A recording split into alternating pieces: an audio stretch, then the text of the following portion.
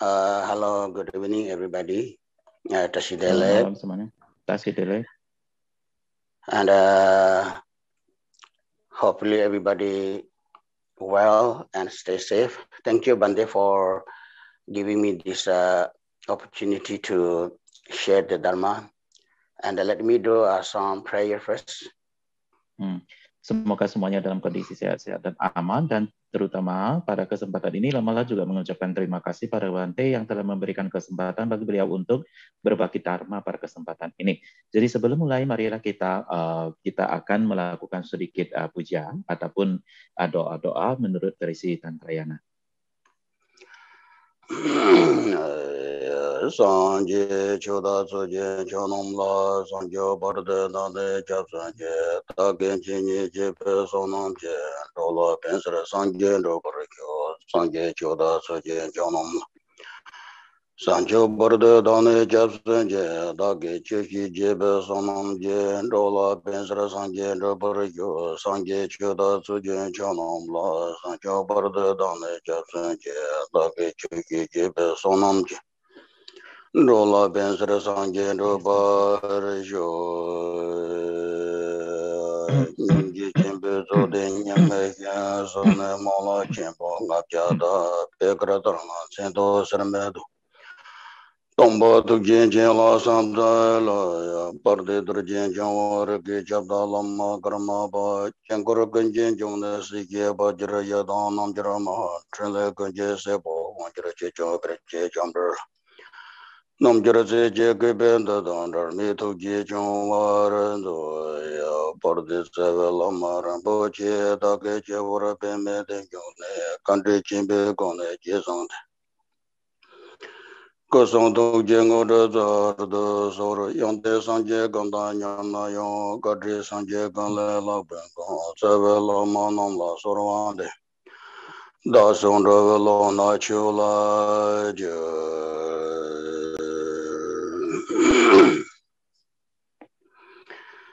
Okay, as usual, first of all, that we all have to generate pure meditation. That I'm going to listen this session of discussion tonight in order to benefit all my mother sentient beings. With that kind of motivation, we begin our discussion. Jadi sebagaimana biasanya, marilah kita bersama-sama untuk memiliki satu motivasi yang murni dulu, yaitu dengan memiliki sikap mental di mana saya akan mendengarkan diskusi Dharma ini untuk bisa memberikan manfaat bagi semua bunda-bunda makhluk hidup. Dengan membawa motivasi demikian ini, marilah kita masuk dalam diskusi Dharma ini. Okay, topic for discussion is that jewel ornaments of liberation composed by Lord Gambopa, who is a very special and highly accomplished master in Kagyu lineage. And his teaching, the jewel ornaments of liberation, contains all the steps of enlightenment, including the activity of enlightened beings, include into 6 main chapters. Jadi topik kita yaitu tentang Untai Permata Pembebasan yang merupakan hasil karya daripada Paduka Gampopa.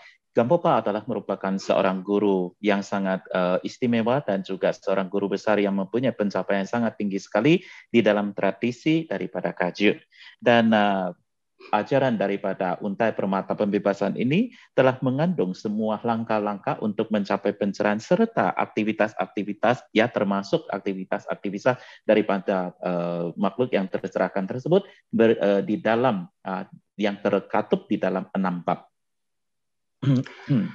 Then those 6 chapters are first explaining on the Buddha nature, which as a primary cause. And second, precious human body as a working base. And third, the spiritual master or the guru as a conditional support. And fourth, instruction or the teaching of a spiritual master as a path. And the fifth, the body of enlightenment, all the Buddhahood as a result, and finally the benefiting sentient beings without conceptual thoughts as an activity. So those are the 6 main chapters in this book called Jewel Ornaments of Liberation. Jadi keenam bab tersebut adalah pertama-tama keenam bab daripada ajaran tentang untaian permata pembebasan ini adalah yang pertama adalah benih kebudayaan ataupun sifat kebudayaan yang mana adalah merupakan sebagai sebab utama daripada segalanya. Yang kedua adalah tubuh manusia yang berharga yang mana adalah sebagai landasan daripada upayanya. Yang ketiga adalah sahabat spiritual ataupun guru, itu adalah sebagai pendukung ataupun kondisi pendukungnya. Yang keempat adalah ajaran-ajaran maupun nasihat-nasihat daripada sang guru, itu adalah merupakan jalannya. Dan kemudian yang kelima, kebudayaan itu adalah sebagai hasilnya. Dan keenam adalah memberikan manfaat bagi semua makhluk hidup tanpa memiliki pemikiran konseptual apapun sebagaimana aktivitas pencerahan, itu adalah merupakan bagian yang keenam. Jadi ini adalah merupakan 6 ayat ataupun 6 bab daripada pembahasan untaian permata pembahasan. And then the first 3 chapters that Buddha nature and precious human body and spiritual master or the guru, we already explained in the previous sessions.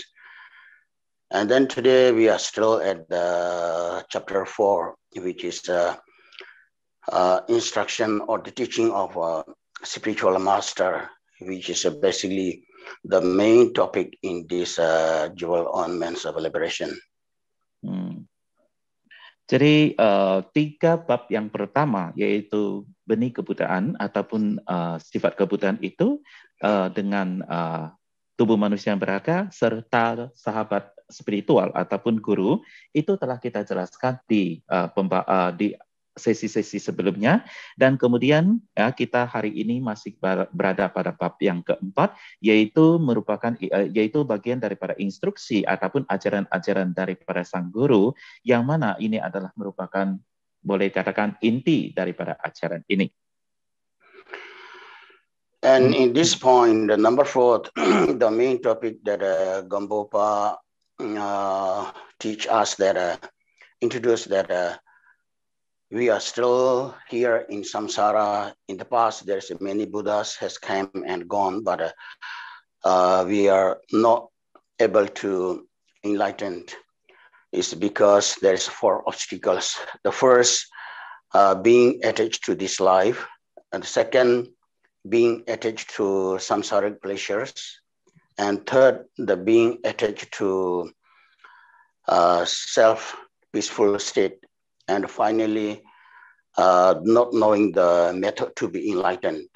So each has an antidote. And last 2-3 weeks ago that we have discussed the first one, that antidote to attach in this life is the contemplating on impermanence. That also has like external impermanence and inner living beings impermanence. Most of them, I think we already explained, and we will continue with the conclusion point of impermanent, and we go to next topic.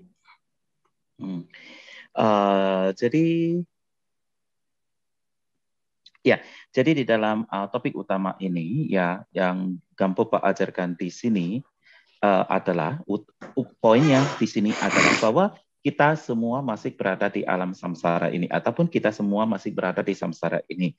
Terlepas daripada di masa lampau telah terdapat sedemikian banyak Buddha yang telah muncul dan kemudian telah pergi, namun bagaimanapun juga ya kita masih belum terpikirkan ataupun kita masih belum mencapai pencerahan. Hal ini semua disebabkan karena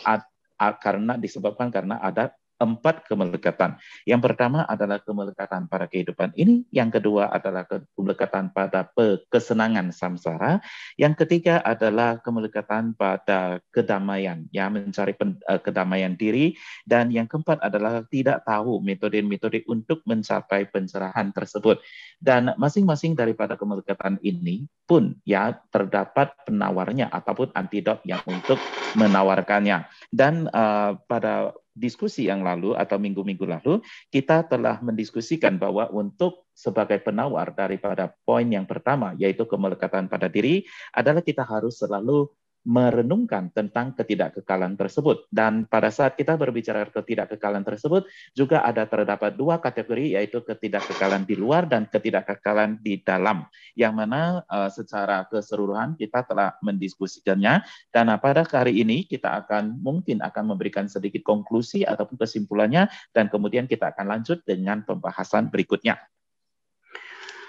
Okay, and then the impermanence of life, especially Gampopa emphasized in this book, is that the 3 main categories, and each has another 3 reasons, so total of 9 reasons why we are impermanence.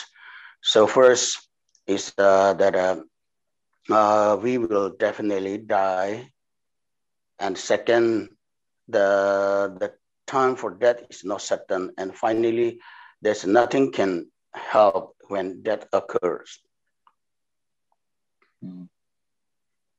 Jadi di sini ya ketidakkekalan daripada kehidupan ini, di sini Gampopa menekankan di dalam ajaran ataupun buku ini terdapat 3 kategori, ya 3 kategori yang mana masing-masing mempunyai 3 alasan lagi. Oleh sebab itu maka terdapat 9 ya total, karena 3 dan 3 alasan lagi.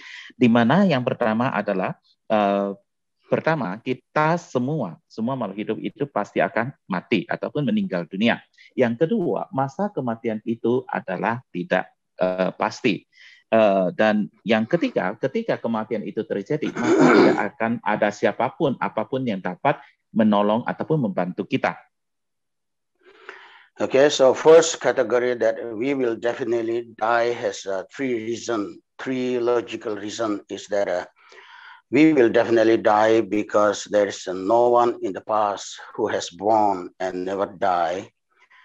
And the second reason is that we will definitely die because our body is composition, compound things with many ingredients and including 4 elements. And the third one is that we will definitely die, that our life is getting shorter and shorter every moment, which means we are getting closer and closer to the death. Since the day that we were born, every moment, every single moment, no matter whether you are sitting, you are walking, you are eating, or even you are sleeping, time will never wait. Keep going and keep going. Means that we are getting closer and closer to the death.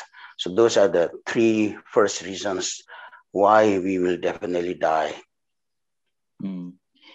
Dan yang kategori yang pertama adalah kita semua pasti akan meninggal dunia. Dan di sini terdapat 3 alasan. Alasan yang pertama adalah bahwa kita bisa melihat kenyataan dari masa lampau sampai sekarang itu tidak ada orang yang hidup sampai saat ini. Artinya adalah semua orang yang sudah lahir di masa lalu, mereka semua sudah meninggal dunia, dan kita tidak ketemu ada orang yang tidak meninggal dunia.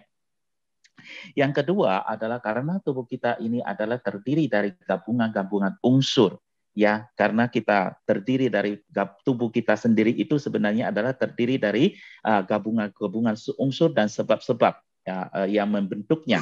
Yang ketiga adalah bahwa setiap saat kehidupan kita itu sebenarnya semakin berkurang dan berkurang. Oleh sebab itu, maka dari saat ke saat sebenarnya kita semakin mendekati kematian. Jadi dari saat kita dilahirkan, ya sesungguhnya tidak peduli apakah kita melakukan aktivitas berupa duduk, jalan, tidur ataupun makan dan sebagainya. Apapun yang terjadi di dalam diri kita, waktu itu tidak akan pernah menunggu kita. Dan waktu itu semakin membawa kita pada kematian. Oleh sebab itu, maka sesungguhnya ya kita dari saat ke saat itu membawa kita semakin dekat pada kematian. Jadi ini adalah merupakan 3 alasan ya kenapa setiap orang itu pasti akan mati. And the second category is that the time of death are not certain has another logical reason, because first, because our life has no standard or no validity, let's say, or you will live for 80 years and you will live for 75 years, you will live for 92 years, or you will only live for 20 years. No such certain standard. And second is because our body has no essence, which means there's nothing strong and valuable things in our organ or important part of our body, either outside or inside organ, such as like a stainless steel or gold or silver that cannot be rusty or something. Not such things. Every important part of our organ are sustained by very tiny, fragile nerves. If our blood little bit becomes solid, and anytime can break the nerve and can die immediately. So our body has no any quality that can sustain longer time for our life. And finally, the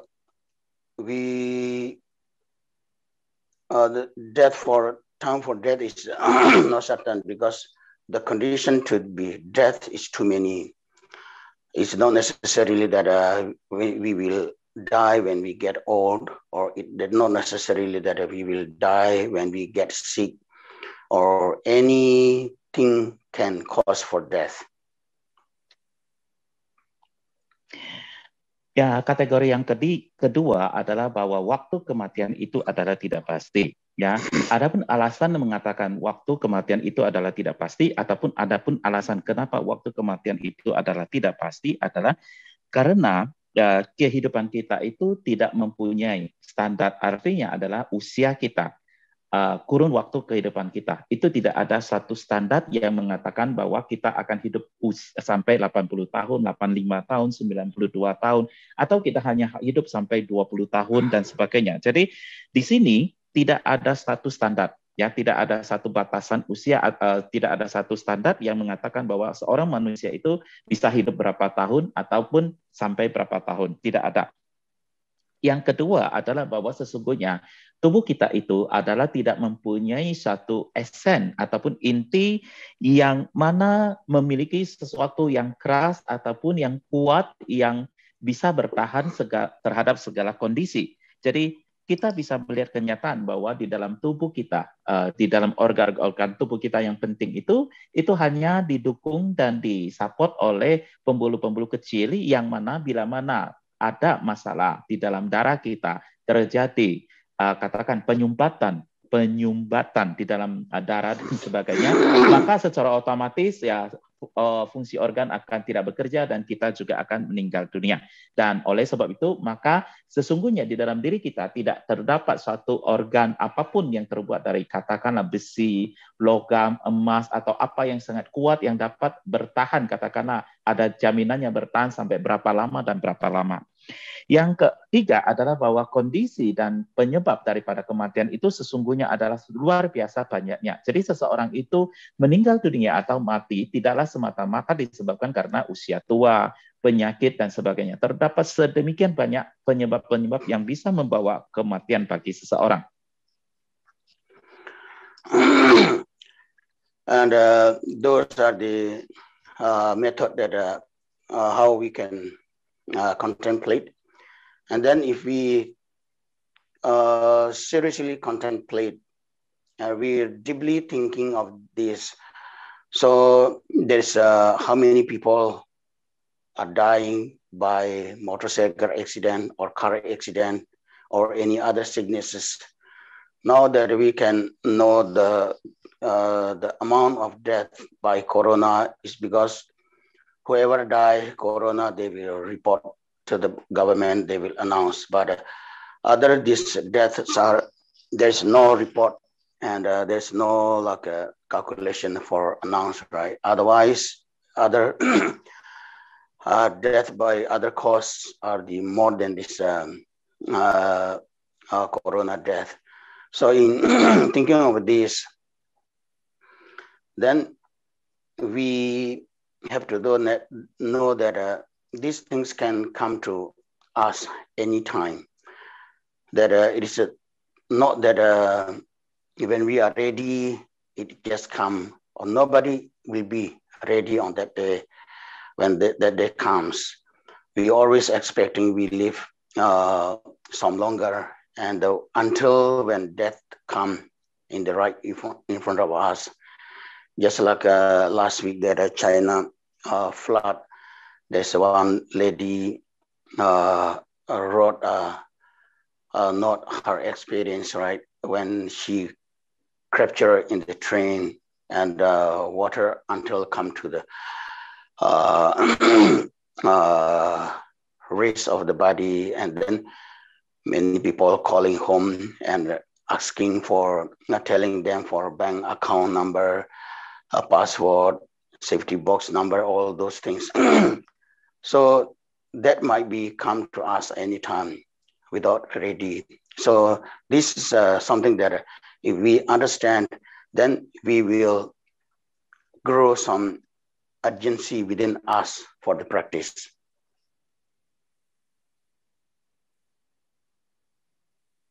Jadi memikirkan, terdapat metode di mana kita dapat mengkontemplasikan ataupun merenungkan hal ini. Jadi ya kita dapat merenungkan hal ini. Jadi bila mana kita benar-benar merenungkan hal ini secara mendalam ataupun memikirkan hal ini secara mendalam, bahwa sesungguhnya ya kita bisa melihat bahwa kematian itu bisa terjadi kapanpun dan berupa disebabkan oleh apapun.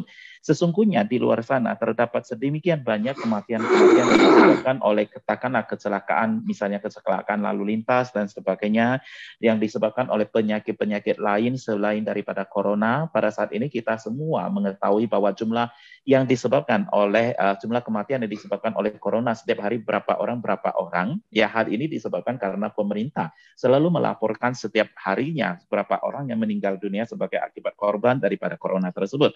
Namun kita juga harus menyadari selain daripada korban yang meninggal akibat corona tersebut, di luar sana masih terdapat sedemikian banyak orang-orang meninggal dunia yang disebabkan oleh sebab-sebab yang lain yang dalam hal ini ya tidak dilaporkan secara resmi seperti laporan-laporan di dalam corona tersebut. Ya, jadi itu masih lebih banyak. Ya, sesungguhnya itu masih lebih banyak. Oleh sebab itu, maka kita harus selalu merenungkan ini. Kita harus selalu memikirkan hal ini, merenungkan hal ini. Dan sesungguhnya kematian itu bisa saja terjadi kapanpun dan kematian itu bisa datang kapanpun. Dan tidak ada istilah mengatakan bahwa kematian itu hanya akan datang pada saat kita sudah siap untuk menerima kematian ataupun menghadapi kematian tersebut. Itu tidak pernah terjadi. Dan setiap orang itu pun tidak pernah akan siap untuk menghadapi kematian. Sampai kematian itu menjemput kita, ya mau gak mau. Ya tidak ada orang yang sesungguhnya sudah siap menghadapi kematian tersebut. Jadi sama halnya seperti apa yang terjadi beberapa 1 minggu yang lalu, ya di mana seorang wanita mengatakan yang di Cina sana yang terjebak di dalam kereta di bawah tanah yang terjebak karena banjir, di mana pada saat itu air sudah meluap sampai sebatas pinggang dan semua orang sudah merasa tidak akan bertahan hidup. Dan pada saat itu apa yang terjadi adalah masing-masing orang itu menelepon ke rumah dan memberitahukan apa yang menjadi password banknya ataupun password daripada safety box-nya ataupun kotak keselamatannya yang ada di bank dan sebagainya. Semua pada saat itu baru sibuk memberitahukan dan sebagainya. Jadi sesungguhnya ya kita harus melihat kondisi seperti itu, bahwa kematian yang mendadak itu bisa saja terjadi pada diri kita dan pada siapapun, kapanpun dan dimanapun. Jadi itu adalah sesuatu yang yang harus selalu kita pikirkan. Dan bila mana kita memikirkan hal ini dengan baik dan secara mendalam, maka sesungguhnya hal ini akan memberikan satu urgensi ataupun keterdesakan bagi kita untuk menjalankan latihan kita ataupun praktis kita. If we truly understand this impermanence, then this called renunciation. Renunciation is the best, the beginning of every practice. Before there's one master called Dom Tompa Gyalvin Jungne, called Dom Tompa. One of his the student monk came to him and saying that he's every day doing kora, means circumambulating to the holy objects. Then the Dom Tompa said, "Oh, it's very good, but rather than circumambulating, better to practice Dharma." Then monk thought maybe the circumambulating is not a practice. So next day, then he start to recite mantra, chanting sutra, and a few days later he came to Dom Tompa again, and he told that now I'm reciting mantra, prayers, and reading sutras. Then Dom Tompa said, it's good, but rather than reciting sutra or chanting mantra, it's better to practice Dharma. Then he confused, what does it mean by practice then? Then finally he thought, oh, maybe have to meditate. The meditation is the practice of Dharma. And then he meditated. Again, few days later, he came to master and he said, now I'm doing meditation, he said. So the Dom Tompa said, it is good by doing meditation, but rather than just doing meditation, it is better to practice Dharma. And then he totally confused and he have no idea. Then he asked, then I done everything that I know as a practice, but what is actually then practice means? Then Dom Tompa said, renounce this life. So the renunciation or renunciation of this life is the beginning of the succeed your practice.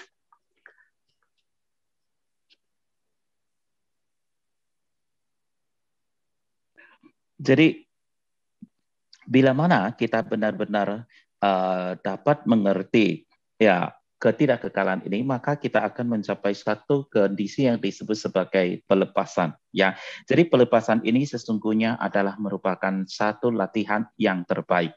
Ya, jadi di zaman dulu terdapat seorang guru besar yang bernama Guru Dondompa. Ya, jadi Guru Dondompa ini mempunyai seorang murid yang pada suatu ketika ya ia datang kepada Dondompa dan mengatakan bahwa saya sudah melakukan praktek Dharma, saya sudah melakukan praktek berupa mengelilingi objek-objek suci seperti stupa dan sebagainya. Ya, dan Dondompa, sang guru Dondompa mengatakan, oke, itu sesuatu yang sangat baik sekali. Namun bagaimanapun juga daripada melakukan itu, mending kamu menjalankan praktek Dharma. Dan kemudian sang murid berpikir, oh mungkin mengelilingi objek suci itu tidak termasuk dalam latihan Dharma. Mungkin pelafaran mantra, melafalkan sutra, ataupun melakukan puja dan sebagainya, itulah yang disebut sebagai mempraktekkan Dharma. Kemudian sang murid melakukan apa yang ia pikirkan sebagai praktek Dharma, yaitu melafalkan mantra, melafalkan sutra, dan sebagainya. Dan setelah beberapa saat atau beberapa hari, kemudian beliau datang lagi pada sang guru. Dan ia mengatakan, ya beliau menyampaikan pada gurunya, bahwa ia melakukan serangkaian aktivitas seperti melafalkan mantra, membacakan sutra, dan sebagainya.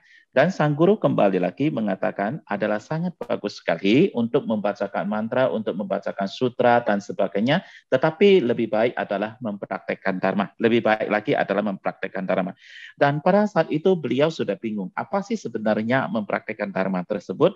Dan kemudian ia berpikir, Ya, oh mungkin apa yang dimaksud dengan mempraktekkan dharma itu adalah bermeditasi. Nah, lalu dengan demikian maka ia pun menjalankan latihan meditasi. Setelah bermeditasi untuk sekian waktu ataupun beberapa saat, ya beberapa hari, kemudian beliau datang lagi pada sang guru, ya Dorntompa, dan kemudian beliau mengatakan lagi, saya sudah menjalankan latihan daripada bermeditasi. Dan kemudian sang guru mengatakan lagi, sangat bagus sekali untuk menjalankan latihan daripada meditasi tersebut. Namun, adalah lebih baik kalau kamu mempraktekkan dharma. Dan pada saat ini, pada titik ini, sang murid itu sudah benar-benar bingung dan tidak tahu apa yang dimaksud dengan praktek dharma. Lalu beliau bertanya pada sang guru, apa sesungguhnya yang menjadi praktek dharma itu? Apa sesungguhnya praktek dharma itu? Lalu sang guru menjawab, yaitu pelepasan. Melepaskan ya hidup ini, melepaskan hidup ini. Jadi sesungguhnya pelepasan itu adalah pelepasan terhadap hidup ini adalah merupakan suatu praktek dharma yang sangat tinggi sekali, karena dari pelepasan inilah maka kita akan mencapai keberhasilan di dalam latihan dharma kita. And sometimes when we say the renounce this life means that many people think that renounce this life means have to give up everything in this life, which is impossible. But renounce means it doesn't mean that we have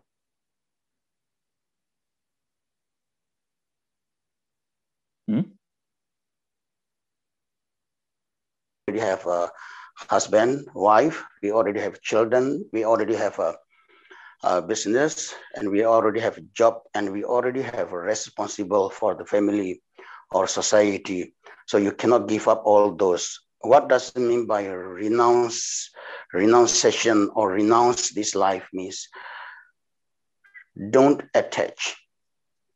Realize that it's a temporal, just like a borrowing for us for temporarily. It's not belong to us.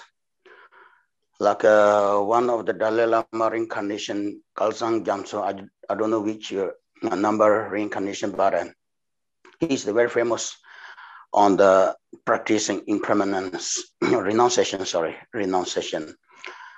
He always mentioned what is that something really belong to him is that his 3 robes.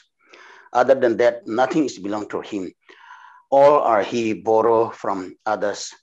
So he, as the head of Tibetan leader at that time, but still only thinking of these 3 robes is which belongs to him. So something like that. Inside our mind, that whatever we have is temporal things that one day we will separate from that, even though we still have to work hard for in order to survive and sustain our family. But at the same time, we have to realize that it is something that any time can separate from us. When you have this belief within you, then when the things coming, that separation comes, you are ready to face it, and it won't disturb you. Here, Gampopa mentioned the first obstacle is attached to this life, right? So we are not get enlightened because the first obstacle is to attach to this life. So antidote is to practicing and contemplating on impermanence, to realize that everything will be separate from us in one day. With that kind of idea and belief, then there is no very strong attach to this life is called renunciation. Basically, this impermanence is in the Ngondo teaching, put in the ordinary Ngondo for training, basic training of mind over there, but in Gampopa put here as a main practice, so which is very important. So the source of succeed practice is depends on this renunciation, which is grew through understanding of impermanence.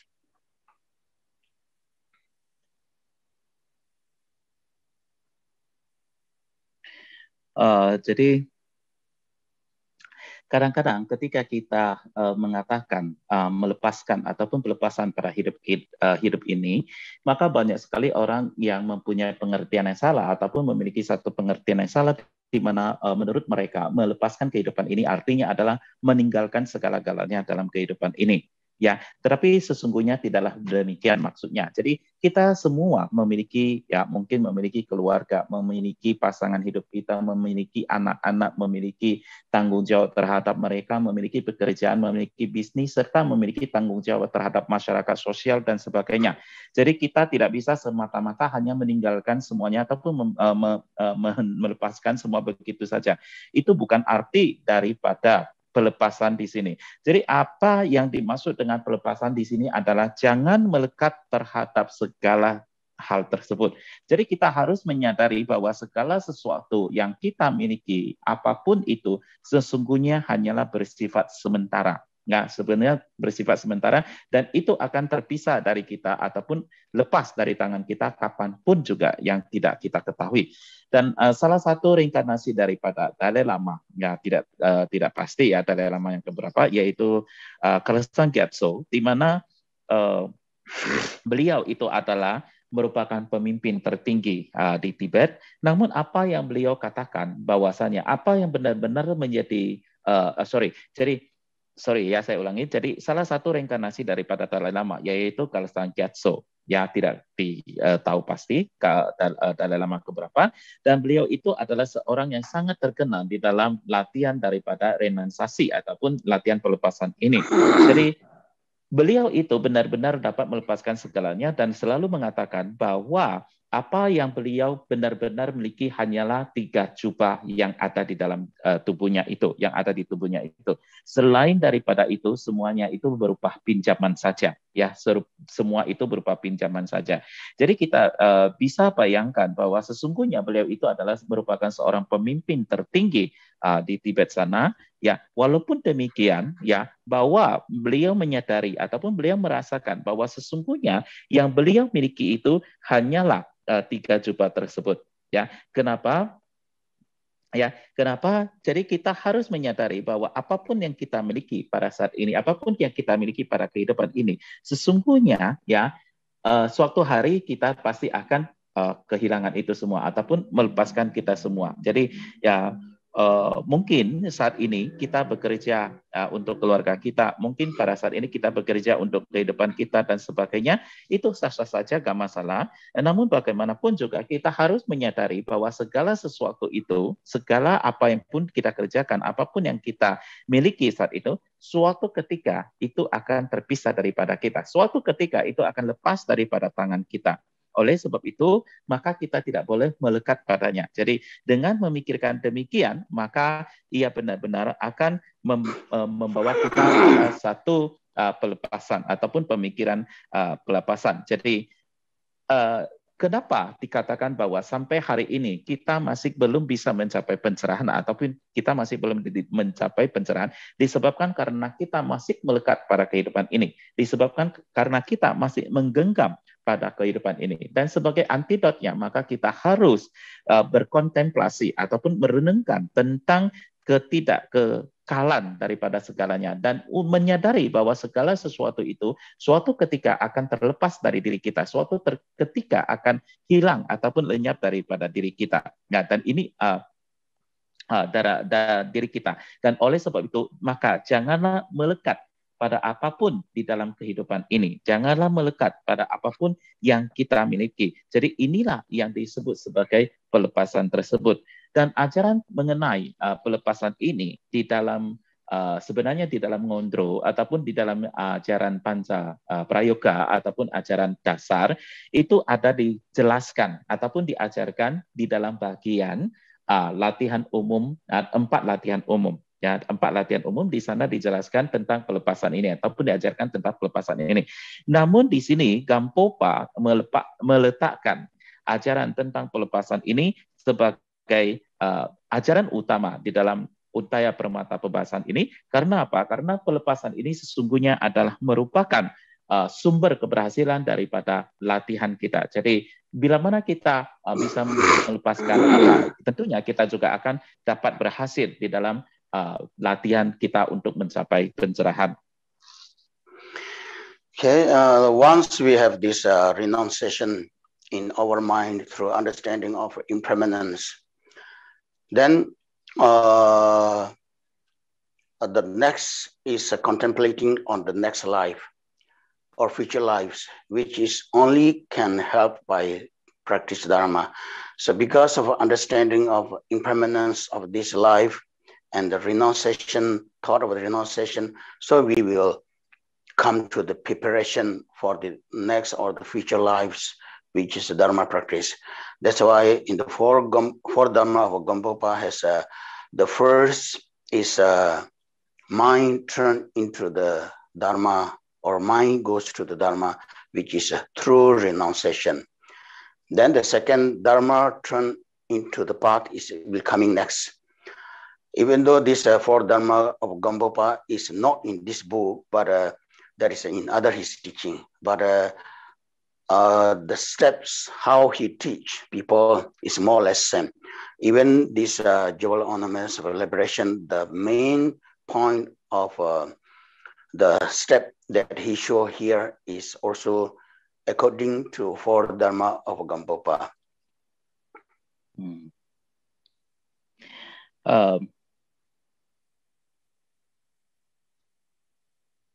Jadi sebegitu kita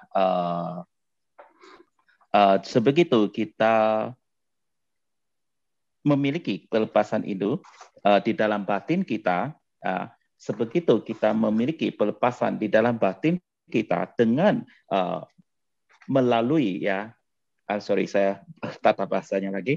Sebegitu kita bisa memiliki pengertian pelepasan di dalam batin kita melalui perenungan ketidakkekalan tersebut, maka langkah berikutnya adalah merenungkan tentang kehidupan-kehidupan kita yang akan datang.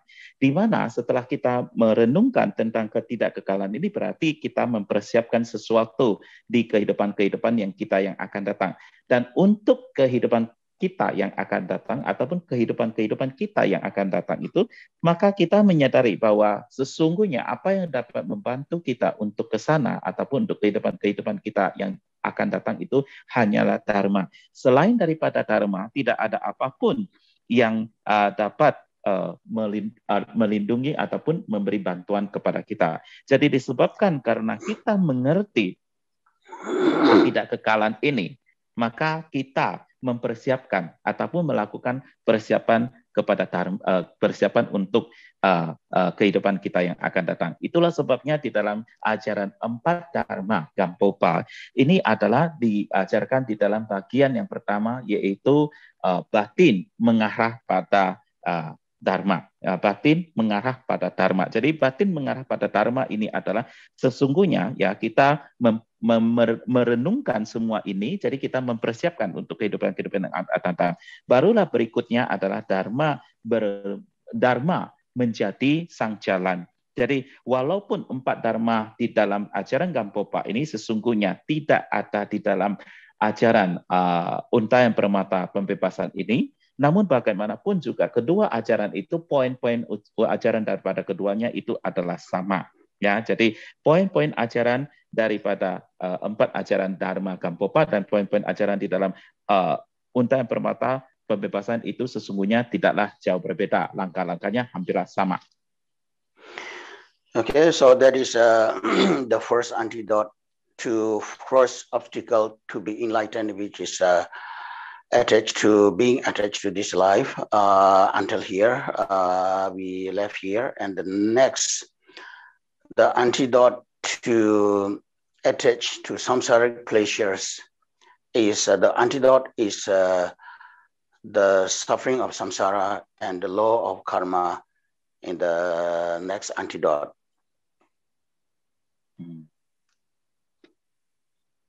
Jadi mengenai antidot untuk halangan yang pertama mencapai pencerahan, yaitu kemelekatan pada diri, kita sudah ataupun kita rangkumkan sampai di sini. Yang berikutnya adalah antidot untuk kesenangan daripada samsara, yaitu merenungkan tentang penderitaan di dalam samsara dan juga hukum karma ataupun hukum karma ya. Then here Gampopa mentioned, then if you think that it's okay if I die because I can practice and next life maybe I can be born as a rich people or powerful people, or I may born in the god or Ashura to enjoy their luxuries. That is called attached to samsaric worlds. And then Gampopa mentioned here that also not everlasting. You are not fully free from suffering, even though you may born as a luxury human family, or even like a king or minister or other life forms like a god or Ashura, but you are still trapped inside samsara, which means you are still not free from this circular existence. So in order to overcoming from this attached to samsaric pleasures, you have to know the suffering of samsara and the law of karma, how karma is working.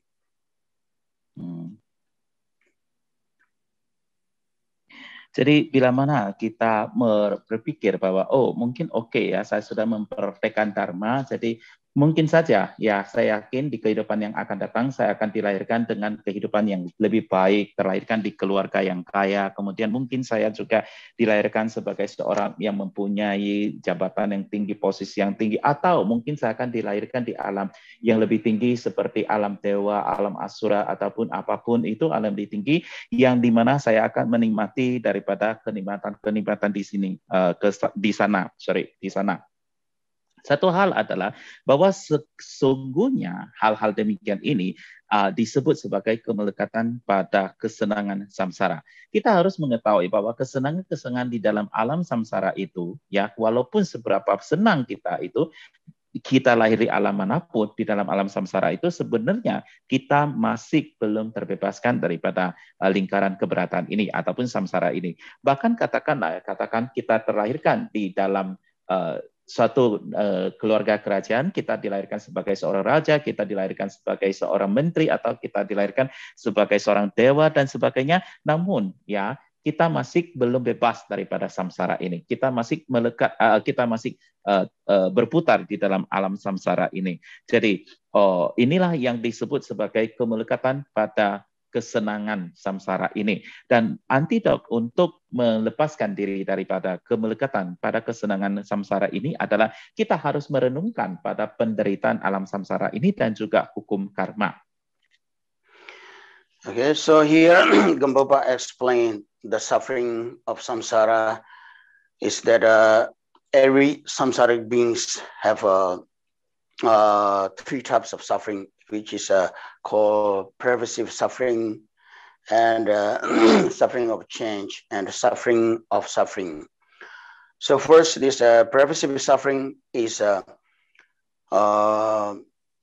the basic source of all other sufferings, which is basically ordinary people doesn't really feel or doesn't not that easy to recognize. But it has once our this afflicted skandha or the aggregate exists, then pervasive suffering is there. So the natural feeling of pervasive suffering is the direct feeling of pervasive suffering is natural, and direct feeling of suffering of change is happiness, and direct feeling of suffering is suffering. Jadi Gampopa di sini menjelaskan tentang penderitaan daripada samsara ini. Jadi dikatakan bahwa semua makhluk hidup di alam samsara ini mengalami 3 jenis penderitaan. Yang pertama adalah penderitaan yang disebabkan karena segala sesuatu itu adalah bersyarat atau berkondisi atau mengandung terbentuk daripada semua kondisi. Yang kedua adalah karena segala penderitaan karena perubahan, dan yang ketiga adalah penderitaan karena penderitaan itu sendiri. Jadi penderitaan karena sangkara ataupun penderitaan karena segala sesuatu itu adalah berkondisi, ini adalah merupakan landasan atau basis daripada semua penderitaan-penderitaan lainnya. Jadi dia adalah sebagai dasarnya. Dan sesungguhnya penderitaan jenis ini tidaklah mudah untuk dikenali oleh manusia biasa, ataupun kita tidaklah mudah untuk mengenali jenis penderitaan ini. Jadi bagaimanapun juga segala sesuatu itu begitu memiliki skanda ataupun memiliki kelompok-kelompok kehidupan, mempunyai gabungan-gabungan unsur, maka di situ akan mengandung ataupun terciptalah penderitaan. Dan perasaan langsung daripada penderitaan karena sangkara ini adalah ia bersifat netral. Sedangkan perasaan langsung daripada penderitaan karena perubahan itu adalah kebahagiaan, dan perasaan penderitaan karena penderitaan itu adalah menderita. And this pervasive suffering basically is can be any of this suffering of change or suffering of suffering for source for those two sufferings, even though it's very subtle, which ordinary people cannot feel, like when we get the strong pain or sick or our leg or somewhere broken, then normally our small sickness like knee pain or tooth pain, ear pain, such things, we don't feel it because it's our concern took over by those painful spot. But once those painful recover, then just start to feel our normal like knee pain, little bit pain of this and that. Similarly, we ordinary people experiencing those suffering of change and suffering, which is very strong suffering. So those subtle suffering, like pervasive suffering, are not noticed. But the arhats and those highly accomplished, they feel it. So this in the Bodhisattva part mentioned, ordinary people like a palm, and then in the palm, if you fall a piece of hair, palm doesn't really feel there's a hair because the skin of the palm itself already hard, because there's many things handled by hold by this palm. But if same piece of hair, if go to the eye, then very painful, because eye normally is very like pure and not much of activity like hands. So it's once small piece of hair come into eye, also pain. Similarly, those arhats and highly accomplished masters, they feel this suffering, but we ordinary people doesn't feel it. Jadi penderitaan jenis daripada penderitaan disebabkan karena segala sesuatu itu adalah berkondisi, ya ini dapat berbentuk ini dapat berwujud dalam penderitaan karena perubahan, penderitaan karena penderitaan. Jadi ia adalah merupakan sumber daripada penderitaan-penderitaan ini. Jadi penderitaan jenis ini adalah satu penderitaan yang sangat-sangat halus sekali, sama halnya seperti misalnya, katakan pada saat kita mengalami suatu kejadian, di mana kaki kita patah atau kita terjatuh atau kita tersungkur dan kemudian luka dan sebagainya, maka kita akan merasakan kaki kita yang sakit tersebut, kaki tulang yang patah dan sebagainya. Namun mungkin misalnya ada sedikit ngilu di badan kita dan sebagainya, pada saat itu kita tidak akan dapat ataupun tidak akan merasakannya lagi. Ya, perasaan sakit atau perasaan tidak nyaman di tubuh kita yang lebih ringan itu kita tidak akan merasakan lagi. Sampai semua penyakit ataupun luka kita dan sebagainya itu sudah hilang lenyap, maka kembali lagi baru kita dapat merasakan ataupun menyadari daripada perasaan gak nyaman ataupun ngilu sana sininya lagi. Jadi demikian juga dengan penderitaan daripada jenis ini. Jadi penderitaan jenis ini ya, jenis ini adalah benar-benar kita juga tidak begitu dapat merasakannya. Kenapa? Karena sepanjang hidup kita sudah mengalami sedemikian banyak penderitaan yang disebabkan karena penderitaan akibat perubahan dan penderitaan karena penderitaan itu sendiri. Jadi ini adalah sesuatu yang tidak mudah untuk terlihat, ya, tidak mudah untuk direalisasikan, tidak mudah untuk dirasakan. Namun bagi seorang arahat ataupun bagi seorang yang mempunyai realisasi yang tinggi ataupun pencapaian-pencapaian tinggi, mereka benar-benar dapat melihat ini dengan jelas. Mereka merealisasikan hal ini dengan jelas. Di dalam praktek daripada Bodhisattva dijelaskan, mengibaratkan, menganalogikan bahwa penderitaan ini adalah sama seperti dengan selai rambut yang diletakkan di telapak tangan kita. Telapak tangan kita, dikarenakan kita sudah demikian melakukan banyak aktivitas dengan telapak tangan kita, memegang itu, memegang ini, mengambil ini, dan sebagainya, sehingga telapak tangan kita mempunyai kulit yang sangat tebal sekali. Oleh sebab itu, maka kalau kita meletakkan satu selai rambut di telapak tangan kita itu, maka kita tidak akan merasakan adanya rambut tersebut. Namun bila mana rambut tersebut yang sama itu kita letakkan di mata kita, yang mana mata kita ini adalah sesuatu yang lebih murni dan tidak banyak aktivitas, maka mata ini akan dapat merasakan kehadiran daripada rambut tersebut.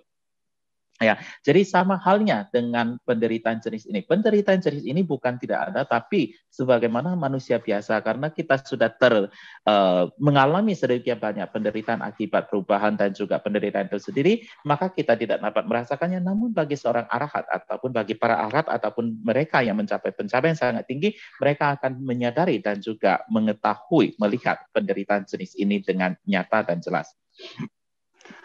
And the second suffering of change is that basically every pleasure of samsara, every achievement is a suffering of change. The end is always give us suffering.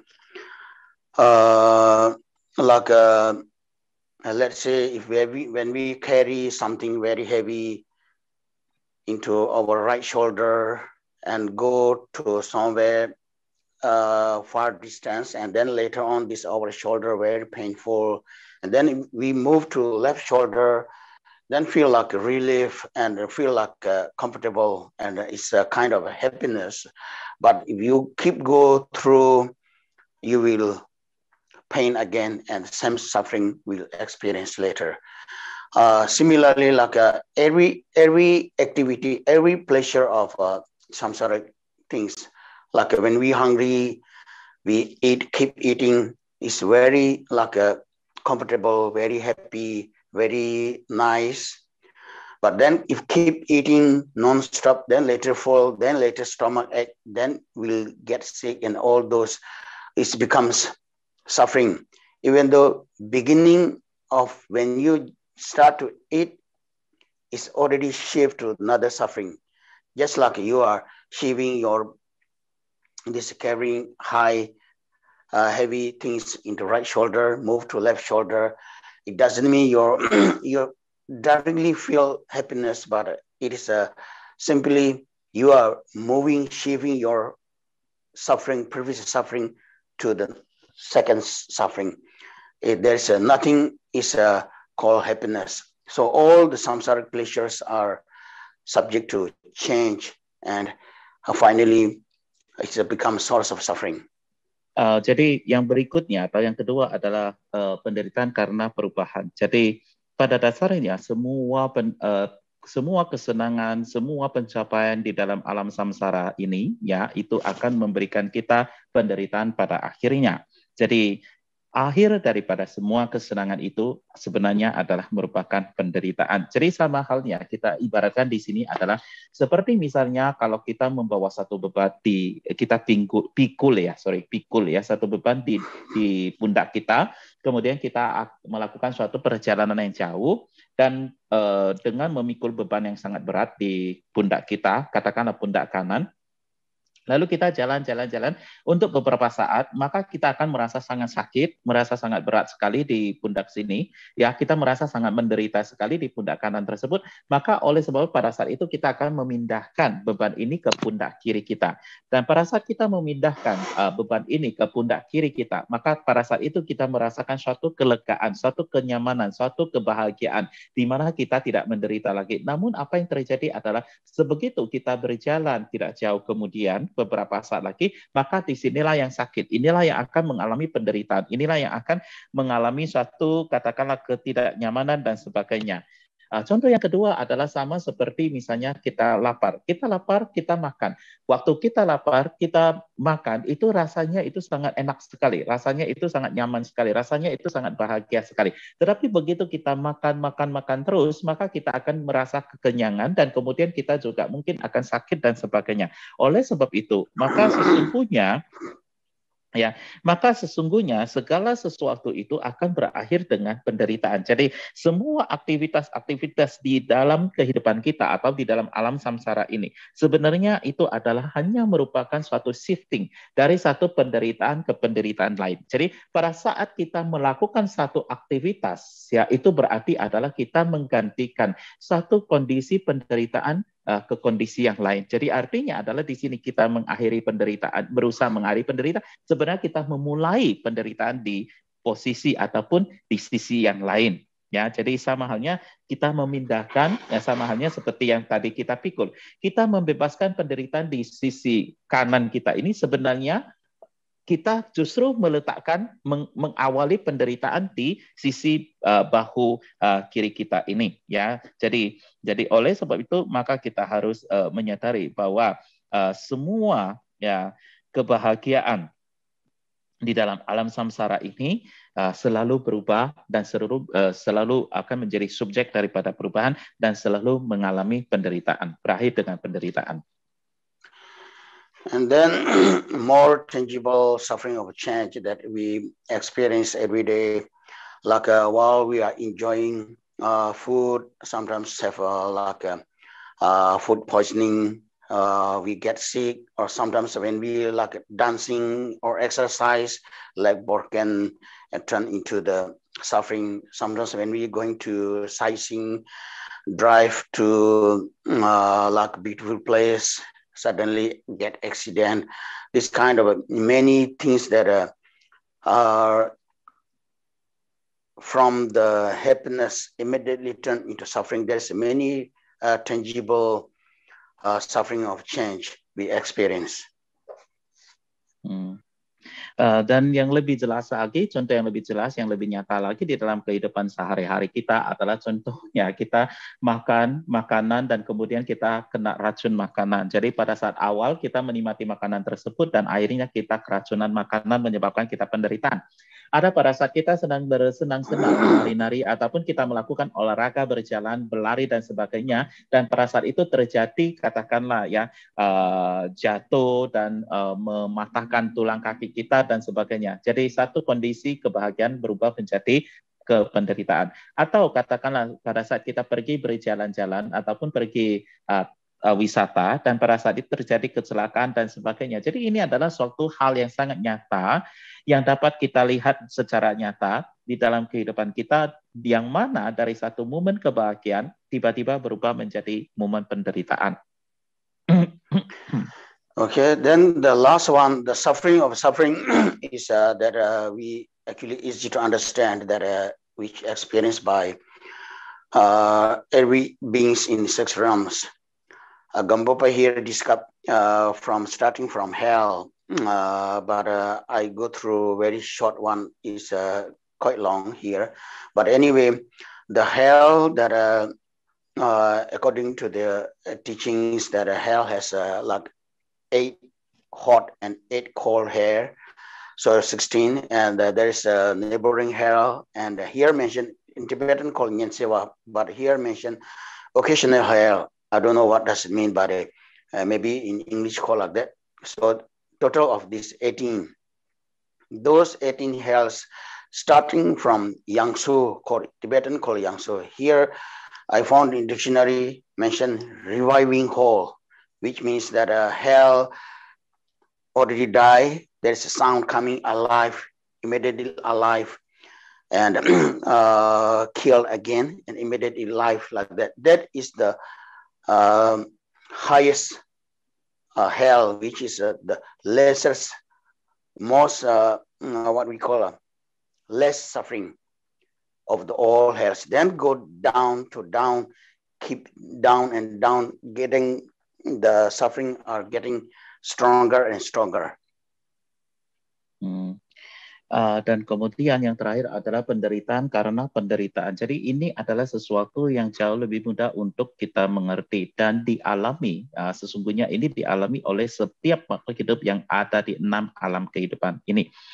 Dan tentunya penjelasan tentang penderitaan dari setiap alam ini ataupun penderitaan jenis ini sangat-sangat panjang dan sangat-sangat luas sekali. Mungkin kita di sini akan membuatnya jauh lebih singkat ataupun kita akan mempersingkat. Dan di sini dalam Gampopa menjelaskan bahwasanya untuk neraka, ya di alam neraka itu terdiri daripada 8 alam neraka dingin, 8 alam neraka panas, dan 2 di antara itu ataupun 2 di yang sisi lainnya, 2 neraka jenis lainnya. Dan dengan demikian maka total terdapat 8 tingkatan neraka, ya total terdapat 18 tingkatan neraka. Dan tingkatan yang tertinggi itu adalah disebut suatu tempat disebut menghidupkan kembali. Jadi artinya di sana orang yang makhluk yang ada di sana itu akan mati, kemudian hidup kembali, mati lagi, hidup kembali, dan mati lagi, dan terus menerus. Dan ini adalah dianggap sebagai tingkatan yang tertinggi dari neraka itu. Jadi penderitaan yang demikian ini adalah dianggap penderitaan paling ringan dibandingkan dengan alam-alam neraka lainnya. Dan semakin ke bawah tingkatan alam neraka tersebut, maka penderitaan yang dialami itu pun makin instan, tentunya makin menjadi-jadi. Okay, so this suffering of a reviving hell is that the whole ground is become weapon, training weapon, and all the leaf and plants are weapons. Wherever you go, you will break it, and all these the beings in this reviving hell are a result of the anger. They have a strong anger naturally, and they are fighting each other. Once you kill, then there's a sound coming from space, alive, being alive, and then you will immediately alive, instant born. You don't need to born from parents, but you will immediately alive, and your injury all will be recovered immediately cut again, and you will die, and immediately sound coming, and you will alive again, and again kill, something like that. That is the lightest part of hell. And then furthermore, like a bloodline hell, crushing hell, all those are their life is more double longer than the previous whole hell, and suffering also more stronger, more heavier than this reviving hell. Jadi di neraka hidup kembali ini dikatakan bahwa semua tanah daripada neraka tersebut itu adalah berupa senjata-senjata tajam, dan semua daun-daun yang ada di situ, pohon-pohon itu semua adalah berupa senjata tajam, dan makhluk-makhluk yang terlahir di sana adalah disebabkan karena kemarahan, dan disebabkan karena kemarahan ini maka sesama makhluk hidup itu saling katakanlah ya berperang, ya, saling ingin mencelakai.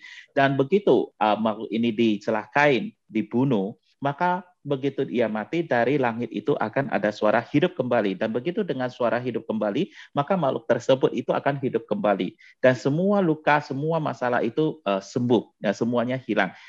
Dan ya, semua luka semua itu menjadi sembuh dan hilang. Dan mereka itu dilahirkan tidak perlu dari rahim ibu, tidak perlu melalui proses apa, mereka itu demikian saja hanya hidup kembali, dan sesudah itu akan melakukan hal yang sama, kemudian terluka lagi, kemudian meninggal dan mati lagi, dan seterusnya. Jadi demikian terus menerus, dan ini adalah merupakan bagian yang teringan daripada neraka, alam neraka ini. Dan selanjutnya adalah neraka darah, neraka yang menghancurkan tubuh, yang menggiling tubuh dan sebagainya.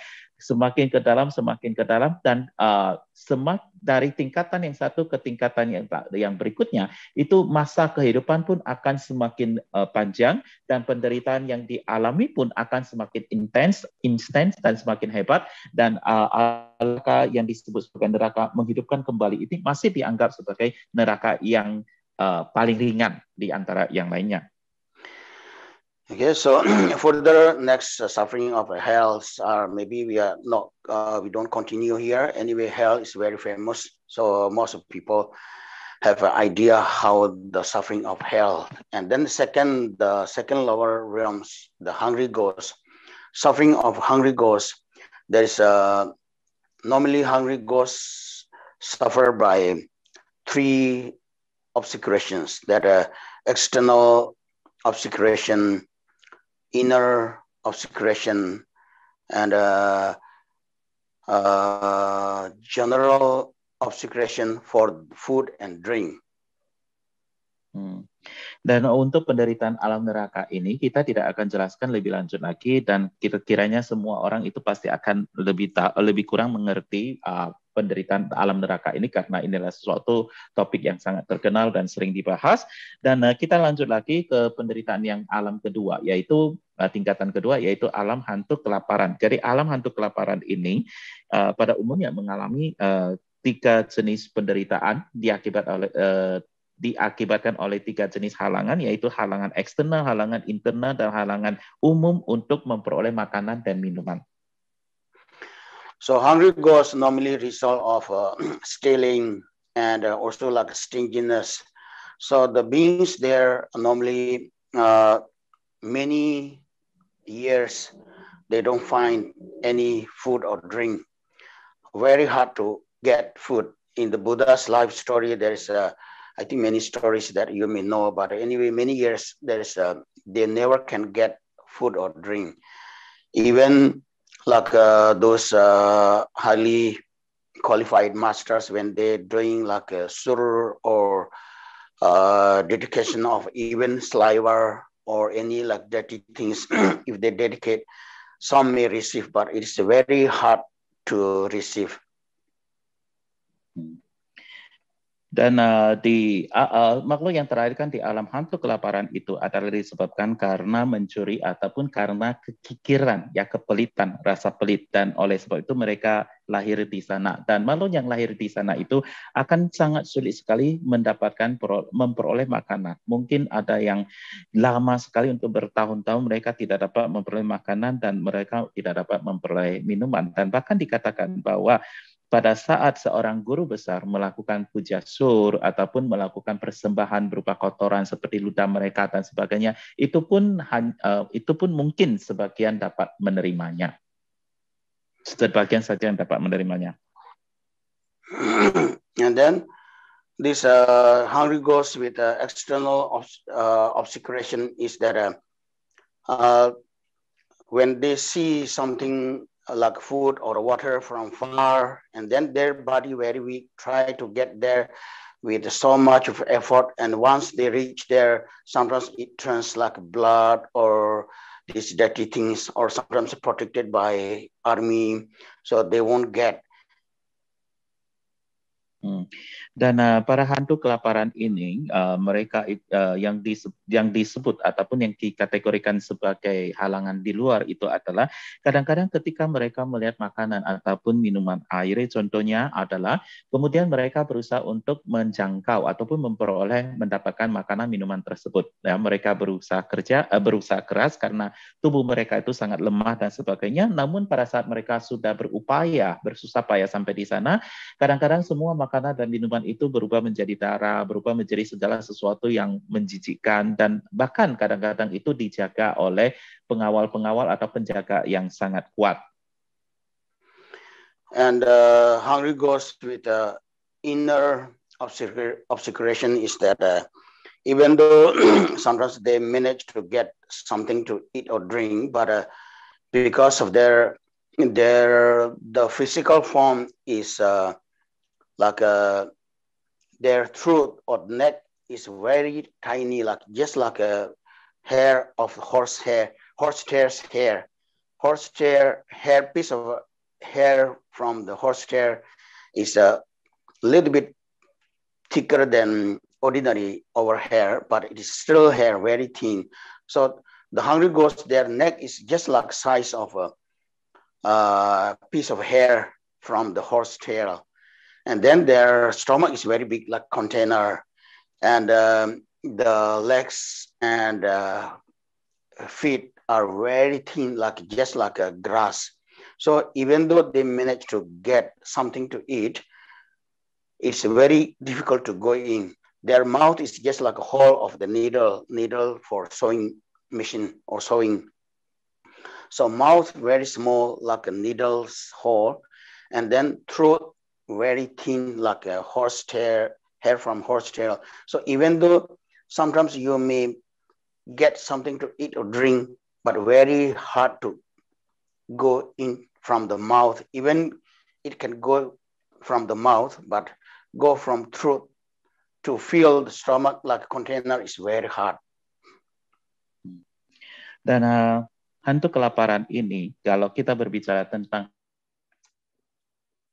halangan sebelah dalam itu adalah bahwa dikatakan bahwa pada saat katakanlah mereka bisa memperoleh makanan ataupun minuman, maka dengan kondisi fisik ataupun kondisi tubuh fisik mereka itu, maka akan sangat sulit sekali. Di mana di sini dilukiskan atau dikatakan bahwa tenggorokan makhluk daripada hantu kelaparan ini adalah sekecil ukuran bulu kuda, ya, bulu ekor kuda. Jadi bulu ekor kuda itu bayangkan seberapa kecil, ya. Dan memang bulu ekor kuda itu masih lebih tebal daripada bulu manusia, rambut manusia. Namun bagaimanapun juga itu ukurannya masih sangat kecil sekali. Jadi bayangkan tenggorokan hantu kelaparan itu hanyalah sebesar bulu ekor kuda saja. Dan sementara itu mulut mereka itu hanya seperti lubang jarum, dan perut mereka itu sangat besar sekali seperti kontainer dan sebagainya, dan kaki mereka itu sangat lemah seperti rumput dan sebagainya. Oleh sebab itu, maka walaupun mereka memiliki ataupun mendapatkan makanan, adalah sangat sulit sekali bagi mereka untuk memasukkan ke dalam mulut mereka. Bahkan kalaupun dari mulut mereka itu bisa masuk, itu akan sangat sulit sekali dari tenggorokannya untuk menjangkau sampai ke perutnya yang sangat besar itu. And then the general obstacle for food and drink is that even though they manage to get something and they manage to go into the stomach through those tiny mouth and throat, but once it reaches to the stomach, then it turns to the like fire and volcano and burning inside. It's become a source of another suffering. Dan halangan umum bagi makhluk hantu kelaparan ini adalah, katakanlah mereka sudah berhasil untuk menemukan makanan minuman dan juga berhasil untuk memasukkan makanan minuman itu melalui mulut yang kecil dan juga tenggorokan yang kecil. Namun apa yang terjadi adalah sebegitu makanan dan minuman itu masuk ke dalam perut mereka, maka itu akan berubah menjadi api yang membara yang akan membakar seluruh perut mereka itu, dan oleh sebab itu maka terjadilah penderitaan yang lainnya. And then the suffering of animal realms. So animals, normally we know that most of animals are in the ocean or the water, and then on the ground, animal on the ground, and most of them suffering of being used, like our cultures people use, or suffering of being caught, being cooked, and suffering of eating one to another. They are eating each other, killing each other spontaneously. This will keep going on, and for the prevention, for their safety, they are very like ignorant, and even when raining, they very hard to get a place where have a roof to protect from the rain. Dan kemudian penderitaan dari alam binatang itu adalah kita tahu bahwa terdapat banyak sekali makhluk hidup yang ada di lautan, di dalam air, dan juga terdapat makhluk hidup yang ada di daratan. Dan kemudian penderitaan makhluk hidup yang berupa binatang ini adalah menderita karena dipergunakan oleh manusia, ya, dipergunakan oleh manusia, kemudian juga penderitaan karena dipotong, dibunuh, dimakan, dimasak, dan sebagainya, dan juga termasuk penderitaan saling memangsa satu dengan lainnya di antara sesama binatang tersebut. Jadi hal ini berjalan terus-menerus dan terus berlangsung. Dan binatang itu juga memiliki ketidaktahuan yang sangat tebal sekali, ya, tidak mempunyai kebijaksanaan, sehingga mereka juga tidak dapat menemukan sesuatu tempat yang bagus ataupun mendapatkan suatu tempat yang mereka inginkan pada saat mereka butuh untuk melindungi diri, seperti misalnya atap untuk melindungi hujan dan sebagainya.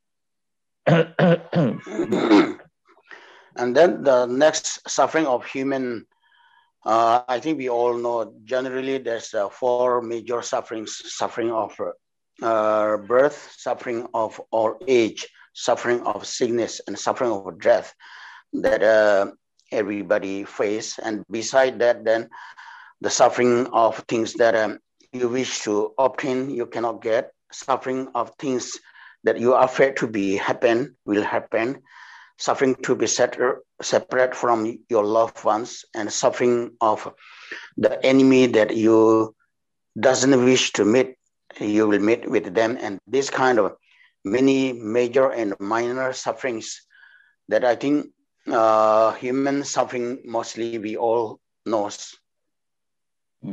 Dan kemudian penderitaan alam manusia. Jadi saya rasa di sini semua orang sudah mengetahui jenis penderitaan di alam manusia ini sebagai manusia, dan pada umumnya kita sebagai manusia mengalami 4 jenis penderitaan utama, yaitu penderitaan karena dilahirkan, penderitaan karena tua, sakit, dan meninggal dunia.